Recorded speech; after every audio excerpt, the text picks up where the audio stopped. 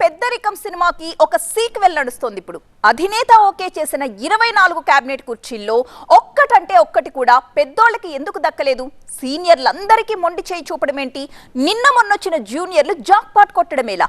అధిష్టానం ఆలోచన తీరు సడన్ గా ఎందుకు ఇలా మారిపోయింది అంటూ టీడీపీ లోపల వెలుపల ఆసక్తికరమైన చర్చ జరుగుతోంది. అటు సీనియర్ల విషయంలో చంద్రబాబు అమలు చేసిన సింగిల్ పాయింట్ ఫార్ములాపై కూడా హాట్ గా మాటలు నడుస్తున్నాయి. ఇంతకీ ఏంటా ఫార్ములా? కొత్త తరం కోసం కొత్త నాయకత్వం, ఇదేనా బాబు అమలు చేసిన వ్యూహం?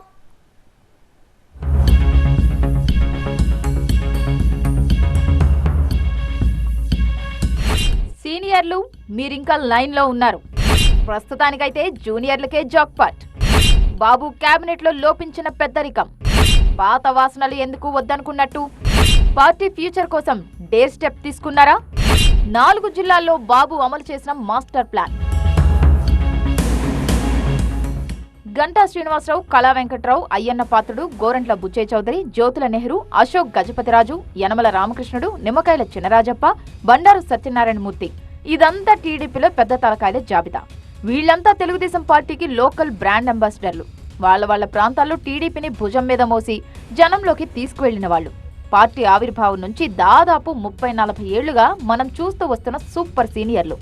తెలుగుదేశం రంగు, రుచి, వాసన బాగా వంటబట్టించుకొని పార్టీ పనుల్లోనే మునిగిపోయి నానిపోయి పార్టీయే ప్రాణంగా బతికిన ఆ డజన్ మంది పెద్దోళ్ల ఆచూకీ చంద్రబాబు తాజా కేబినెట్ లో గల్లంతైంది. కారణమేంటి చెప్పమా? ఏపీలో కొత్తగా కొలువుదీరిన 24 మంది మంత్రుల్లో 20 మంది తెలుగుదేశం ఎమ్మెల్యేలు. వీళ్లలో 17 మంది కొత్తవాళ్లు, 8 మంది అయితే పూర్తిగా ఫ్రెషర్స్. గతంలో అసెంబ్లీ మొహమే చూడని ఫస్ట్ టైం ఎమ్మెల్యేలు.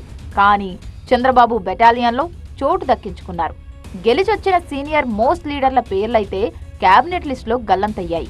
ప్రత్తిపాటి పుల్లారావు, సోమిరెడ్డి చంద్రమోహన్ రెడ్డి, కోట్ల సూర్యప్రకాష్ రెడ్డి, పరిటాల సునీత లాంటి వాళ్లను మినహాయిస్తే వీళ్లకంటే గొప్ప సీనియారిటీలున్న లీడర్లందరూ ఇప్పుడు మంత్రివర్గానికి దూరంగా ఉండాల్సిన పరిస్థితి.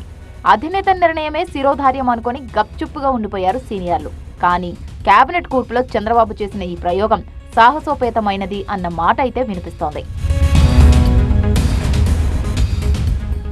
ముఖ్యంగా విశాఖ, విజయనగరం, తూర్పుగోదావరి, కడప ఈ 4 జిల్లాల్లో జూనియర్లకే మంత్రి పదవులు ఇవ్వడాన్ని పార్టీ అధిష్టానం గట్టిగా సమర్థించుకుంటోంది.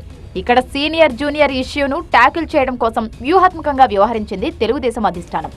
ఆయా జిల్లాల్లో సీనియర్ ఫ్యామిలీల మధ్య ఉండే విభేదాల్ని సర్దుబాటు చేయాలంటే అందరినీ కేబినెట్కి దూరంగా పెట్టడం ఒక్కటే మార్గం. ఒకరికొస్తే మరొకరు నొచ్చుకుంటారు కనుక కొత్త వాళ్లకు ఛాన్స్ ఇవ్వడం ద్వారా పాత వాళ్ళందరి నోళ్లు మోయించవచ్చని హైకమాండ్ భావించిందా?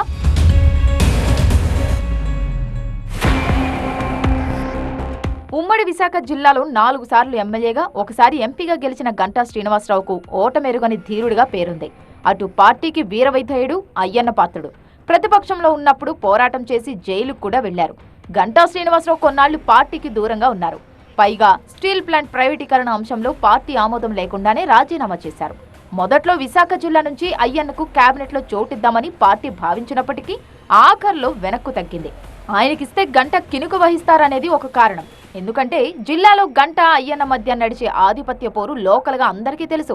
మాడుగుల ఎమ్మెల్యే బండారు సత్యనారాయణ కూడా విశాఖ టీడీపీలో మరో సీనియర్ నేత. ఆయన అల్లుడు రామ్మోహన్ కు కేంద్ర కేబినెట్ లో అవకాశం రావడంతో రాష్ట్ర కేబినెట్ లో తనకు ఛాన్స్ ఇవ్వాలని పట్టుబట్టే అవకాశం లేదు. ఇలా సీనియర్లందరికీ తలో రకంగా చెక్ పెడుతూ చివరాఖరికి పాయికరావుపేట ఎమ్మెల్యే వంగలపూడి అనితకు అవకాశం ఇచ్చారు. తెలుగుదేశం పార్టీ మహిళా అధ్యక్షురాలిగా, పొలిట్ బ్యూరో సభ్యురాలిగా సీనియర్ల కంటే యాక్టివ్ గా ఉన్న అనితను కేబినెట్ లోకి తీసుకొని ఫ్యూచరిస్టిక్ పాలిటిక్స్ కి తెరతీశారు చంద్రబాబు. ఎస్సీగా, మహిళగా అనితకు ఛాన్స్ ఇచ్చి విశాఖ జిల్లా రాజకీయాల్ని కీలక మలుపు తిప్పారు టీడీపీ అధినేత చంద్రబాబు.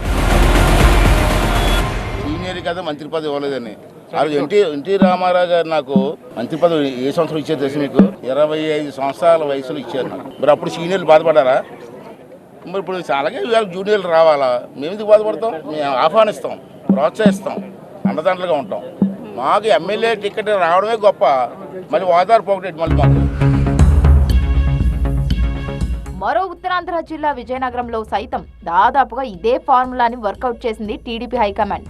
పార్టీ ఆవిర్భావం నుంచి లెగసీని కొనసాగిస్తూ వస్తున్న అశోక్ గజపతిరాజు, కళా వెంకట్రావు కుటుంబాలకు ఈసారి కేబినెట్ లో ప్లేస్ లేకుండా పోయింది.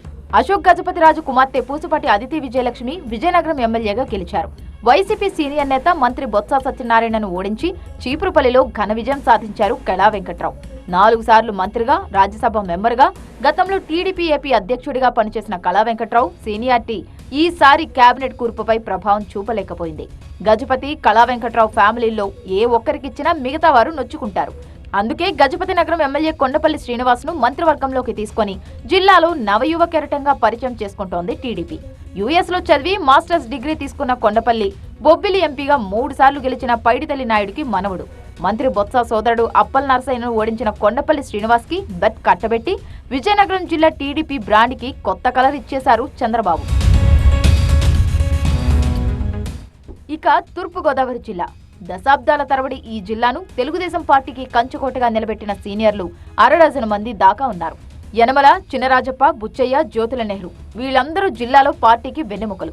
సీనియారిటీ విషయంలో ఎవరికి ఎవరూ తగ్గరు. ఒకరిని డామినేట్ చేయాలని మరొకరు చూస్తారు. ముఖ్యంగా యనమల వారసురాలిగా తుని ఎమ్మెల్యే దివ్యకు మహిళా కోటాలో ఛాన్స్ రావచ్చని అందరూ భావించారు. అది కార్యరూపం దాల్చలేదు. వియ్యంకుడికి, అల్లుడికి టికెట్లిప్పించుకున్న యనమల కేబినెట్లో మాత్రం తన మార్కు చూపించుకోలేకపోయారు. సీనియర్లలో ఏ ఒక్కరికి అవకాశం ఇచ్చినా మిగతా వాళ్లు అలకపాన్పు ఎక్కుతారు కనుక చంద్రబాబు మరోవైపు చూశారు. రామచంద్రాపురం ఎమ్మెల్యేగా తొలిసారి గెలిచిన వాసంశెట్టి సుభాష్ని కేబినెట్లోకి తీసుకున్నారు. వైసీపీ యువజన విభాగంలో పనిచేసిన సుభాష్ 3 నెలల కిందటే టీడీపీలో చేరారు. శెట్టిబలిజ సామాజిక వర్గానికి చెందిన వ్యక్తి. గోదావరి జిల్లాల్లో బలంగా ఉన్న శెట్టిబలిజ వర్గాన్ని తమ వైపు మళ్లించుకోవడానికే సుభాష్ని ప్రయోగించినట్టు తెలుస్తోంది. ఈ విధంగా ఒక్క షాట్తో 5-6 బిగ్ ఫ్యామిలీల్ని దారికి తెచ్చుకుంది టీడీపీ అధిష్టానం. రాయలసీమలోని జగన్ సొంత జిల్లా కడపలోనూ టీడీపీ ఇదే పంథాను ఫాలో అయ్యింది. వరదరాజుల రెడ్డి, బీజేపీలో ఉన్న ఆదినారాయణ రెడ్డి, కడప గడ్డపై భార్య మాధవిరెడ్డిని గెలిపించుకున్న రెడ్డప్పగారి శ్రీనివాసులు రెడ్డి వీళ్లంతా కడప జిల్లా నుంచి కేబినెట్ బెర్త్ కోసం ఆశించారు. సీనియర్ల మధ్య ఇంత పోటీ ఉంది గనుకే జూనియర్ వైపు మొగ్గు చూపారు చంద్రబాబు. రాయచోటి నుంచి గెలిచిన 43 ఏళ్ల యువకుడు డెంటల్ డాక్టర్ మండిపల్లి రాంప్రసాద్ రెడ్డిని పిక్ చేసుకుంది టీడీపీ హైకమాండ్. పేరుకు జూనియర్ అయినా గడికోట శ్రీకాంత్ రెడ్డి లాంటి సీనియర్ వైసీపీ లీడర్ని ఓడించిన జైంట్ కిల్లర్గా కేబినెట్ కుర్చీని దక్కించుకున్నారు రాంప్రసాద్ రెడ్డి. ఆ విధంగా కడప జిల్లాలో మిగతా సీనియర్లను కూల్ డౌన్ చేసింది టీడీపీ. ఇది సీనియర్ జూనియర్ ఇష్యూను చంద్రబాబు ట్యాకిల్ చేసిన తీరు. 4 జిల్లాల్లో ఆయన పాటించిన సింగిల్ పాయింట్ ఫార్ములా. చిన్నవాళ్లకు పెద్దపీటలు వేశాం, అలాగని పెద్దవాళ్లను చిన్నచూపు చూడలేదు అని ఆయా నేతలకు పరోక్షంగా సంకేతాలిచ్చింది హైకమాండ్. పెద్దోళ్ల సేవల్ని పార్టీలో ఎలా వినియోగించుకోవాలన్న విషయంలో చంద్రబాబుకు క్లారిటీ ఉందట. రేపటి రోజున నామినేటెడ్ పదవులు గాని, ఎమ్మెల్సీ పోస్టులు గాని, రాజ్యసభకు అవకాశాలు గాని సీనియర్ల కోసం వెయిటింగ్లో ఉన్నాయట. వీటన్నిటికీ మించి గవర్నర్ పదవులు కూడా సిద్ధమవుతున్నాయి. ఎందుకంటే కేంద్రంలో ఎన్డీఏ ప్రభుత్వంలో భాగస్వామిగా ఉన్న టీడీపీకి బీజేపీ మరో బంపర్ ఆఫర్ కూడా ఇచ్చినట్టు తెలుస్తోంది. టీడీపీ కోసం 1-2 గవర్నర్ పదవుల్ని రిజర్వ్ చేసిందట. సీనియర్ నేతలు అశోక్ గజపతిరాజు, యనమల రామకృష్ణుడితో పాటు మరికొందరి పేర్లు పరిశీలనలో ఉన్నాయట. అందుకే సీనియర్లు ప్లీజ్ కీప్ క్వైట్, వేచి ఉండండి, మీకోసం కూడా ఉందిలే మంచి కాలం ముందున అంటూ సానుకూల సంకేతాలిచ్చారు చంద్రబాబు.